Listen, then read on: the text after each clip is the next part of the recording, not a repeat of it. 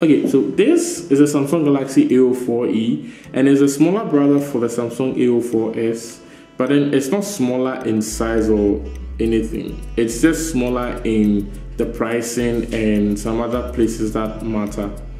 Either way, I actually like the back, like the rare look of this phone over the A04s. And in today's video, I'll be sharing with you my thoughts and experience after using this phone for a couple of weeks now. So let's get into the video. Okay, so before we get into the video, there are two things I want us to keep in mind. First off, that is the fact that this phone is a basic phone and is built to do just the basic phone stuff pretty good. And then secondly, this phone is a budget phone, but then again, due to the high exchange rates in our currencies here in Ghana, that's why the price is above 1,000 cedis and not so budget pricey. With that said, let's get into the rest of the video. Okay, so getting into this device, one thing that I constantly have to remind myself or learn to get used to is the lack of a fingerprint scanner on this phone. And it makes me realize how much I, for one, or most of us take the presence of a fingerprint scanner on our phones for granted, because we don't really think about it. It's just there and it's something that works all the time. So not having it here is a bit of a wake-up call. And also the fact that this phone is made entirely of plastic,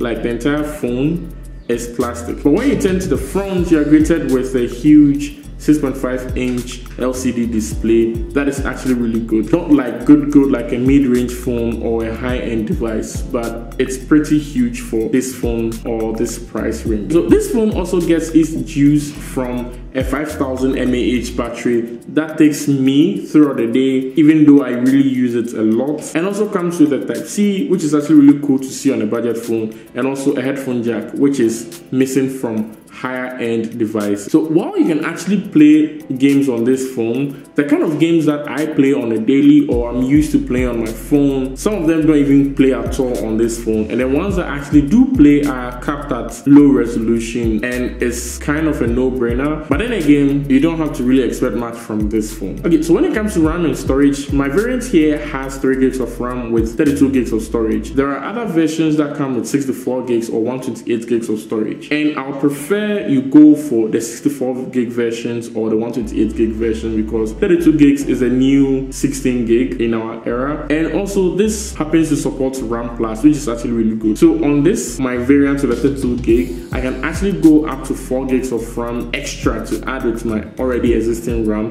making it 7 gigs of RAM. But I don't think I'll be doing that because 32 gigs of storage. If I want to do that, then I would have to get myself an SD card. Speaking of which, yes, this phone actually do support SD card, which some phones don't, so that is a plus. See, I'm not gonna lie, the performance, the general experience, and also even the camera on this phone isn't something that I'm used to getting from other devices that I spend a lot of time using, or isn't something you can actually write home about or make noise about. And it's fine, because this phone is not trying to impress you or do anything extra. It's just trying to be a basic phone, hence the price. And this phone doesn't even come with a fingerprint sensor like you would get on a more pricey device. But then it does have a face unlock feature if you're someone who is into that convenience or that biometric unlock thing. Just that it's just RGB, not extra security. Aside the battery life and a huge display on this phone, if you're buying this phone or getting this phone expecting something extra or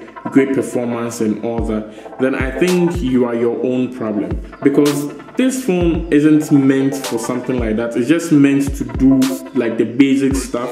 And I actually enjoy making phone calls on this phone because of how clear and how good the earpiece or the speakers on this phone sound like for making phone calls. With all that said, if you're in the market on a budget and you want a smartphone that can do just the basic phone stuff right, has a really good battery life, and also you can use it to catch up with friends on social media or WhatsApp and those kind of stuff, or you're just running a business and you need an office phone, this phone is like the right option for you, because it has a camera that is not a potato level.